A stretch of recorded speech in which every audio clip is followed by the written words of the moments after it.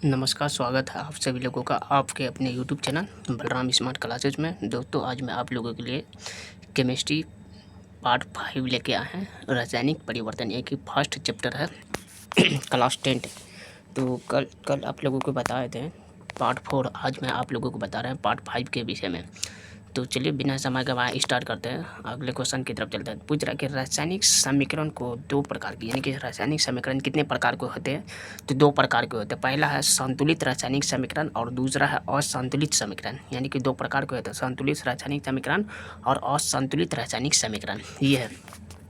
अब संतुलित रासायनिक समीकरण किसे कहते हैं, तो वह रासायनिक समीकरण जिसमें अभिकारक और उत्पाद दोनों तरफ प्रत्येक तत्व के परमाणुओं की संख्या बराबर होती है, वह संतुलित रासायनिक समीकरण कहलाती है। फिर से समझिए, पूछ रहा कि वह रासायनिक समीकरण जिसमें अभिकारक और उत्पाद दोनों तरफ प्रत्येक तत्व के परमाणुओं की संख्या क्या होना चाहिए, तो बराबर होना चाहिए, और तो वह संतुलित रासायनिक समीकरण होगा।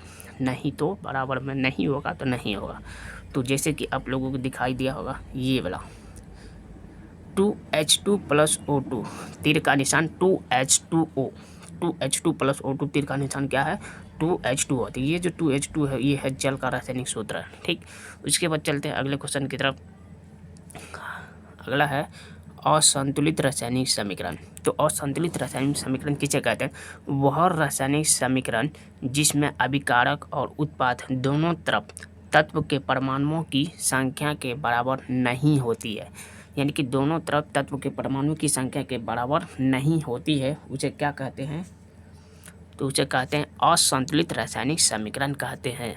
तो फिर से समझ लीजिए कि फिर से बोल रहा है कि वह रासायनिक समीकरण जिसमें अभिकारक और उत्पाद दोनों तरफ तत्व के परमाणु की संख्या बराबर नहीं होनी चाहिए, तो वह संतुलित रासायनिक समीकरण कहलाती है, यानी कि असंतुलित रासायनिक समीकरण। तो जैसे 2Mg प्लस O2 लिखे लो, 2Mg प्लस O2 तीर का निशान MgO, 2Mg प्लस O2 तीर का निशान क्या है, MgO है। फिर चलिए अगले क्वेश्चन की तरफ चलते हैं। अगले क्वेश्चन है, किसी भी रासायनिक समीकरण को संतुलित करना क्यों आवश्यक है, तो द्रव्यमान संरक्षण के सिद्धांत का पालन कराने के लिए रासायनिक समीकरण को संतुलित रासायनिक समीकरण होता है, क्योंकि इस सिद्धांत के अनुसार रासायनिक अभिक्रिया के बाद द्रव्यमान का न तो निर्माण होता है और न ही विनाश होता है। तो इसीलिए बोलता है कि यानी कि इसका कहना है कि किसी भी अगर रासायनिक समीक्रिया को संतुलित करना है तो क्यों आवश्यक होना चाहिए, तो द्रव्यमान संरक्षण के सिद्धांत का पालन कराने के लिए रासायनिक समीकरण को संतुलित करना आवश्यक होता है, क्योंकि इस सिद्धांत के अनुसार रासायनिक अभिक्रिया के बाद द्रव्यमान का न तो निर्माण होता है और न ही विनाश होता है, न तो निर्माण होता और न ही विनाश होता। उसके बाद चलते हैं द्रव्यमान संरक्षण का सिद्धांत किसे कहते हैं, तो इस सिद्धांत के अनुसार रासायनिक अभिक्रिया के बाद द्रव्यमान का न तो निर्माण होता है और न ही विनाश होता है। इसी को क्या कहते हैं, द्रव्यमान संरक्षण का सिद्धांत कहते हैं।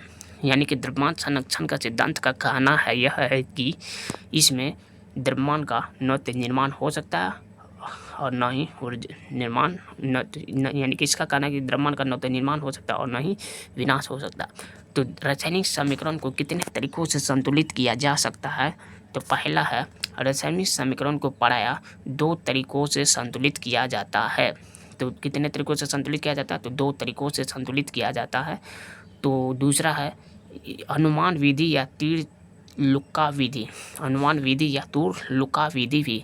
उसके बाद तीसरा बीज विधि, यानी कि बीज गणितीय विधि। क्या है, बीज गणितीय विधि, जैसा कि आप लोगों को दिखाई देता होगा।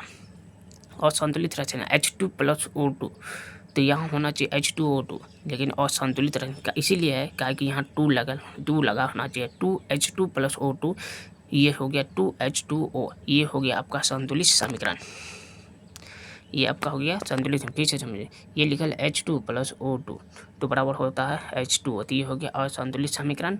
और फिर लिखा है 2H2O और ये है O2, ये दोनों मिलकर बना है 2H2O, तो ये हो गया आपका जल का रासायनिक सूत्र। और जल का रासायनिक सूत्र क्या है, संतुलित है। क्या है, संतुलित है। उसके बाद चलते हैं अगले क्वेश्चन की तरफ।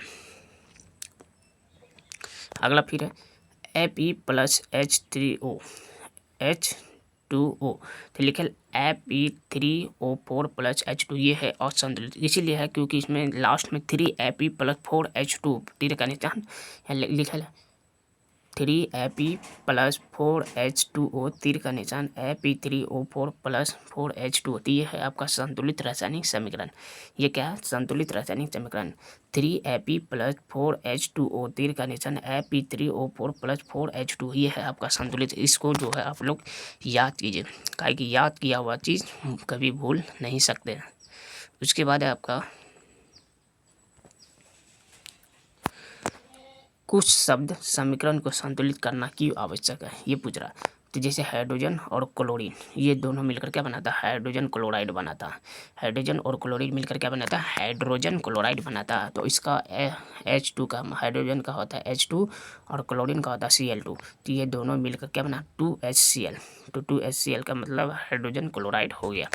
चलिए अगले क्वेश्चन की तरफ।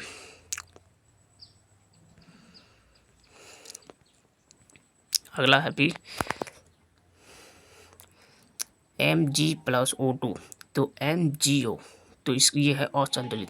अब इसमें क्या करेंगे? 2Mg+O2 तो बराबर MgO। ये हो गया आपका संतुलित समीकरण। ये आपका क्या हो गया? संतुलित समीकरण हो गया।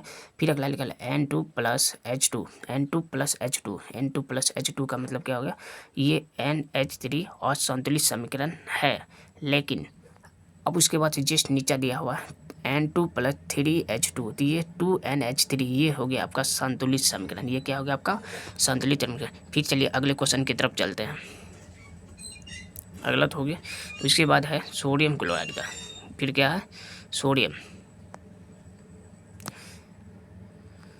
फिर है सोडियम। सोडियम का शुद्ध संकेत होता है Na और इसका जल का होता है 2H2O, जैसा कि आप लोगों को नीचे में दिखाई देता होगा, दिखाई दे रहा है। और जल का क्या होता है? 2H2O। तो ये दोनों यानी कि सोडियम और जल मिलकर sodium hydroxide plus sodium hydroxide, ये लिखा है 2NaOH, यानी कि sodium hydroxide plus hydrogen gas बनाता है। क्या बनाता है? Sodium hydroxide plus hydrogen gas बनाता है, जैसा कि आप लोग को दिखाई देता होगा। ये वाला देख सकते हैं, सोडियम हाइड्रोक्साइड प्लस हाइड्रोजन यानी कि 2NaOH प्लस H2। अगर आप लोगों को वीडियो अच्छा लगा तो चैनल को सब्सक्राइब करें और जल्द से जल्द अपने दोस्तों को आवाज़ शेयर करें। थैंक यू, धन्यवाद।